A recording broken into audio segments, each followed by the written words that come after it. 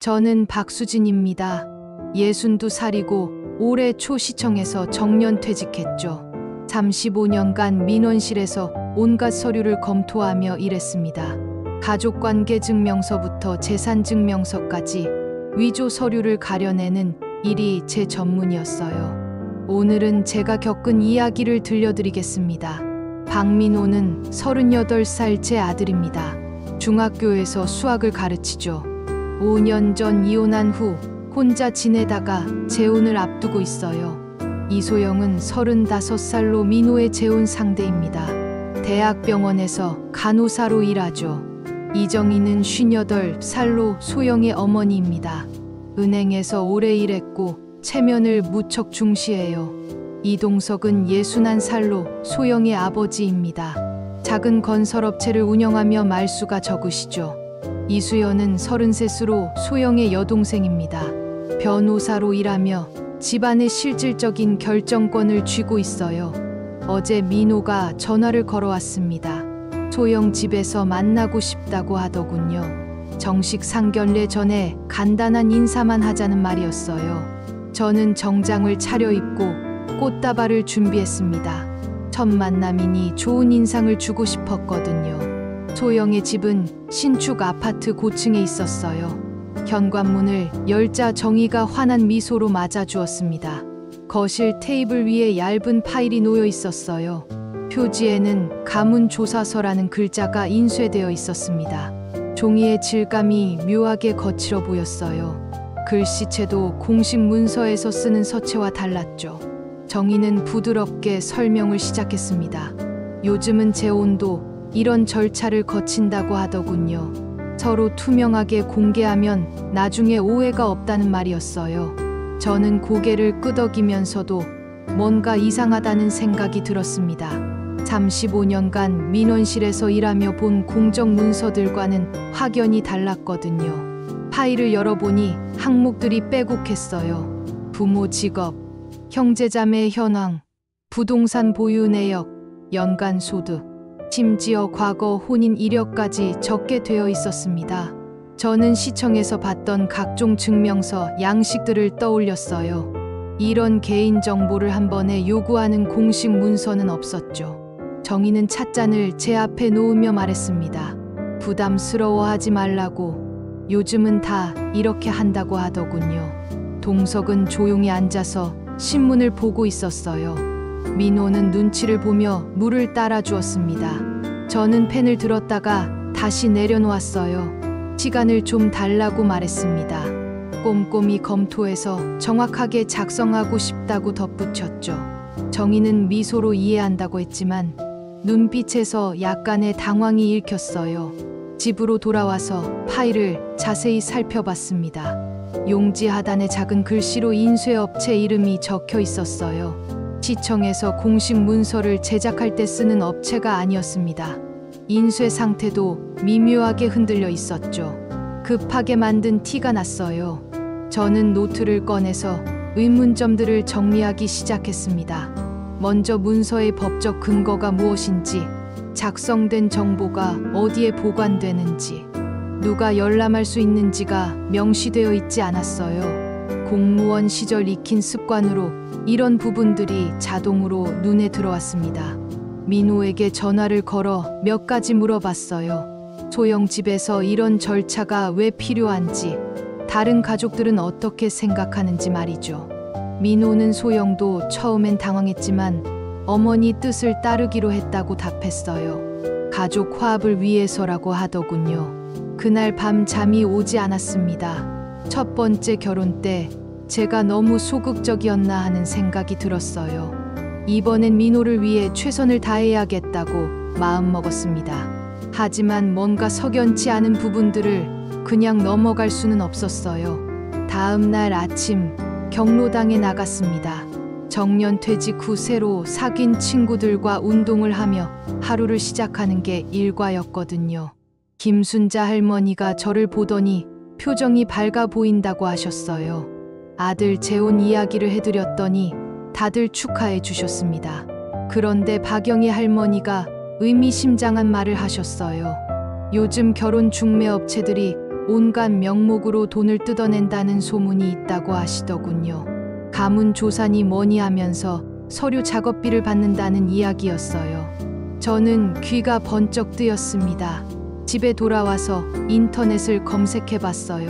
최근 몇 년 사이 홀레 컨설팅이라는 업종이 생겼더군요. 결혼 준비 과정을 대행해 주면서 각종 수수료를 받는 곳들이었어요. 그 중에서 눈에 띄는 업체가 하나 있었습니다. 바로 제가 받은 서류 하단에 적혀 있던 인쇄업체와 연관된 곳이었죠. 저는 시청 시절 동료였던 김 과장에게 전화를 걸었어요. 혹시 이런 가문 조사서라는 게 공식적인 문서인지 물어봤습니다. 김 과장은 단호하게 그런 건 없다고 답했어요. 개인 정보를 이렇게 수집하는 건 오히려 문제가 될 수 있다고 하더군요. 점점 의혹이 커졌습니다. 저는 정희에게 전화를 걸어 궁금한 점들을 물어봤어요. 이 서류가 법적으로 어떤 효력이 있는지, 작성 후 어떻게 처리되는지 말이죠. 정희는 잠시 말을 더듬더니 관례적인 절차라고 답했습니다. 하지만 구체적인 설명은 피했어요. 그날 저녁 민호가 집에 왔습니다. 소영 어머니가 조금 예민하신 분이라고 이해해달라는 말이었어요. 저는 민호에게 솔직하게 말했습니다. 이런 서류는 공식적인 게 아니라고, 개인정보 수집에 문제가 있을 수 있다고 했죠. 민호는 당황했어요. 소영과의 관계가 틀어질까 봐 걱정된다고 하더군요. 저는 민호의 손을 잡고 말했습니다. 진실을 알아보는 게 모두를 위한 일이라고. 제대로 된 관계라면 이런 문제들도 함께 해결할 수 있을 거라고 했어요. 그 순간 제 마음이 확고해졌습니다. 이 문제를 끝까지 파헤쳐 보기로 했어요. 35년간 민원실에서 쌓은 경험과 직감을 믿기로 했습니다. 이틀 후 정희에게서 연락이 왔어요. 집에서 차를 마시며 이야기하자는 내용이었습니다. 저는 의심스러운 서류들을 가방에 넣고 출발했어요. 이번엔 질문을 준비해 갔습니다. 소영의 집 거실에는 이번엔 더 두꺼운 파일이 놓여 있었어요. 가문 조사서가 업데이트된 버전이었습니다. 항목이 더 세분화되어 있었고 금융거래 내역까지 요구하고 있었어요. 저는 속으로 한숨을 쉬었습니다. 점점 더 심해지고 있었거든요. 정희는 예의를 갖춰 인사했지만 어딘지 어색했어요. 수연도 함께 자리했습니다. 변호사라는 소개와 함께 법적인 부분들을 설명해 주겠다고 하더군요. 저는 오히려 반가웠어요. 법률 전문가가 있다면 더 명확한 답을 들을 수 있을 테니까요. 저는 준비해온 질문들을 꺼냈습니다. 이 서류의 법적 근거가 무엇인지, 개인정보보호법 위반 소지는 없는지, 수집된 정보의 보관 주체와 폐기 일정은 어떻게 되는지 차근차근 물어봤어요. 수연은 잠시 당황하는 기색을 보였습니다. 그러더니 관례적인 절차라고, 법적 구속력은 없다고 답했어요. 하지만 가족 간 신뢰를 위해 필요한 과정이라고 덧붙였죠. 저는 가방에서 인쇄물들을 꺼냈어요. 공식 문서와 이 서류의 차이점들을 하나씩 짚어가며 설명했습니다. 용지 규격, 서체, 인쇄 상태, 문서 번호 체계까지 모든 게 달랐어요. 특히 하단의 인쇄업체 정보가 수상했다고 말했습니다. 정희의 얼굴이 굳어졌어요. 동석은 여전히 말이 없었지만 시선이 불편해 보였습니다. 수연은 변명을 늘어놓기 시작했어요. 요즘은 이런 절차가 보편화되었다고, 다른 집들도 다 한다고 하더군요. 저는 조용히 고개를 저었습니다. 35년간 민원실에서 일하면서 이런 서류는 한 번도 본 적이 없다고 말했어요. 오히려 개인정보를 이런 식으로 수집하면 법적 문제가 될 수 있다고 경고했습니다. 분위기가 차갑게 식었어요. 정희는 체면을 유지하려 했으며 미소를 지었지만 어색함을 감출 수 없었습니다. 저는 오늘은 여기서 마무리하고 좀 더 알아본 후 연락드리겠다고 말했어요. 집으로 돌아오는 길에 마음이 복잡했습니다. 민호의 재혼을 망치는 건 아닌지 걱정됐어요. 하지만 잘못된 것을 그냥 넘어갈 수는 없었습니다. 제 원칙과 양심이 허락하지 않았거든요. 그날 밤 인터넷으로 더 자세히 조사해 봤어요. 본래 컨설팅 업체들의 실체가 점점 드러났습니다. 일부 업체들이 가문 조사, 예단 컨설팅 등의 명목으로 과도한 수수료를 받고 있었어요. 심지어 허위 정보로 상대방을 속이는 사례들도 있었습니다. 저는 경로당 친구들에게도 조심스럽게 이야기해 봤어요. 김순자 할머니는 자신의 조카가 비슷한 일을 당했다고 하셨습니다. 결혼 준비 과정에서 이상한 업체가 끼어들어 온갖 명목으로 돈을 요구했다는 이야기였어요. 박영희 할머니도 한 말씀 하셨어요.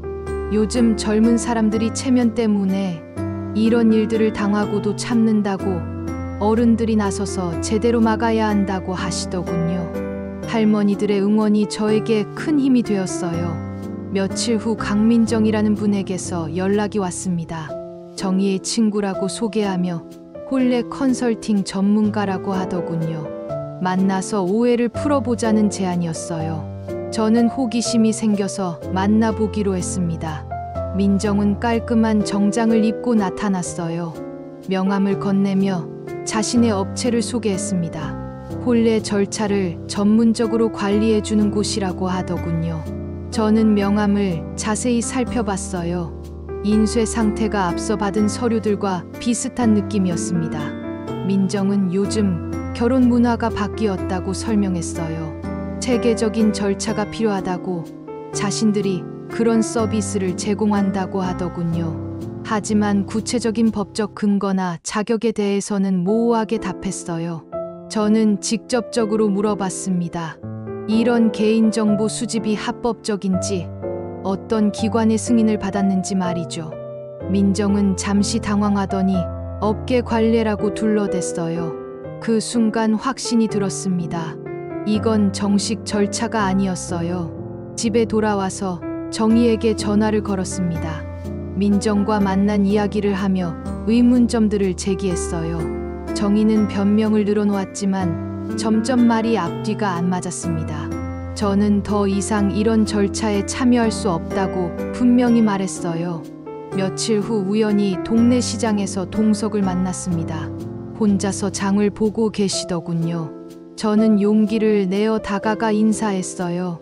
동석은 어색해하면서도 응답해 주셨습니다.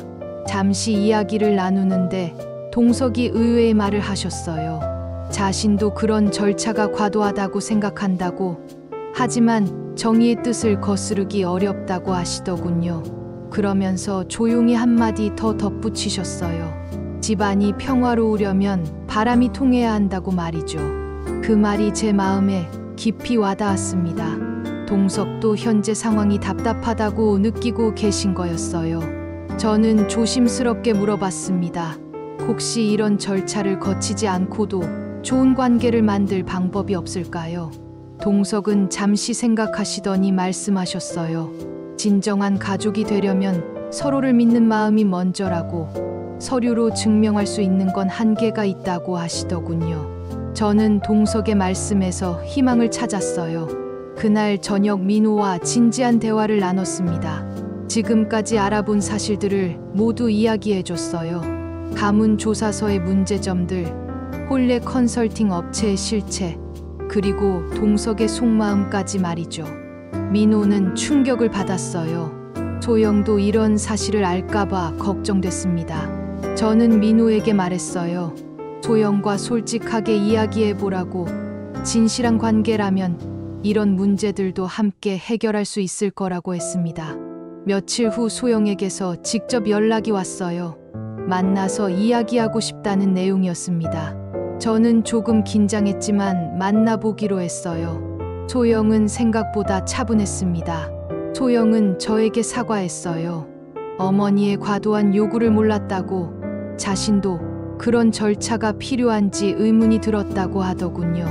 그러면서 민호와의 결혼은 진심이라고, 복잡한 절차 없이도 좋은 관계를 만들고 싶다고 말했어요. 저는 소영의 진심을 느낄 수 있었습니다. 이 아이는 잘못이 없었어요. 다만 어머니의 뜻을 거스르기 어려웠던 거였죠. 저는 소영에게 말했어요. 함께 이 문제를 해결해 보자고, 진정한 가족이 되는 길을 찾아보자고 했습니다. 다음 주 네 번째 만남이 잡혔어요. 이번엔 소영도 함께 했습니다. 정희는 여전히 가문 조사서를 고집했지만 분위기가 달랐어요. 동석과 소영이 조용히 반대 의사를 표현했거든요. 저는 준비해온 자료들을 꺼냈습니다. 개인정보보호법 조항들, 허위 컨설팅 업체 관련 기사들, 그리고 시청에서 발급받은 정식 증명서, 양식들을 비교해서 보여줬어요. 하나하나 논리적으로 설명했습니다. 정의는 더 이상 변명할 거리가 없었어요. 수연도 법률 전문가로서 이런 절차의 문제점을 인정할 수밖에 없었습니다. 저는 마지막으로 말했어요. 가족이 되는 건 서류로 증명하는 게 아니라 마음으로 받아들이는 거라고 말이죠. 동석이 조용히 고개를 끄덕였어요. 그리고 정희에게 말씀하셨습니다. 이제 그만하자고. 복잡한 절차보다는 서로를 이해하는 시간이 더 필요하다고 하시더군요. 정희도 결국 포기할 수밖에 없었어요. 그날 집에 돌아와서 마음이 한결 가벼웠습니다. 민호도 안도의 표정이었어요. 소영과의 관계도 더 돈독해진 것 같았습니다. 진실을 마주할 용기가 오히려 더 좋은 결과를 가져온 거였어요. 며칠 후 강민정에게서 항해 전화가 왔어요. 자신의 사업에 피해를 줬다는 내용이었습니다. 저는 당당하게 답했어요. 잘못된 사업이라면 피해를 보는 게 당연하다고, 앞으로도 이런 일이 있으면 가만히 있지 않겠다고 말했습니다. 경로당 친구들에게 이야기하니 모두 잘했다고 격려해 주셨어요. 김순자 할머니는 나이가 들어도 정의감을 잃지 않는 모습이 보기 좋다고 하셨습니다. 박영희 할머니도 이런 일들이 더 퍼지지 않게 잘 막았다고 칭찬해 주셨어요. 한 달 후 민호와 소영의 약식, 결혼식이 있었습니다. 복잡한 절차 없이 가족들만 모여서 조촐하게 치렀어요. 정희도 결국 받아들이고 축하해 주셨습니다. 동석은 저에게 조용히 고마움을 표현하셨어요. 소영은 저를 어머니라고 불러주었어요. 진심이 담긴 호칭이었습니다. 복잡한 서류보다 이런 마음이 진짜 가족의 시작이라는 걸 모두가 느꼈어요. 지금 생각해보면 용기를 내어 정말 잘했다는 생각이 듭니다. 만약 그때 그냥 넘어갔다면 더 큰 문제가 생겼을지도 몰라요. 민원실에서 쌓은 경험과 원칙이 제 가족을 지켜준 셈이었습니다. 요즘도 가끔 비슷한 이야기들을 듣습니다. 결혼 준비 과정에서 이상한 요구를 받는 분들 말이죠. 그럴 때마다 제 경험을 나누며 조심하라고 말해드려요. 어른들이 나서서 젊은 세대를 보호해야 한다고 생각합니다. 민호와 소영은 지금 행복하게 살고 있어요. 아이도 가질 예정이라고 하더군요. 정희와의 관계도 많이 좋아졌습니다. 진실을 마주했기 때문에 오히려 더 진짜 가족이 될 수 있었던 것 같아요. 제가 배운 건 나이가 들어도 포기하면 안 된다는 거였어요. 잘못된 것을 보고도 침묵하면 그게 더 큰 잘못이 됩니다. 때로는 불편한 진실을 말할 용기가 필요해요. 그것이 진정 가족을 사랑하는 방법이라고 생각합니다. 지금도 가끔 그때 일을 떠올립니다. 복잡한 서류들과 이상한 절차들 말이죠. 하지만 그 모든 걸 이겨내고 지금의 평화로운 가족을 만들 수 있어서 정말 다행이라고 생각해요. 앞으로도 이런 일이 있다면 주저하지 않고 나설 거예요. 그게 제가 배운 삶의 지혜니까요.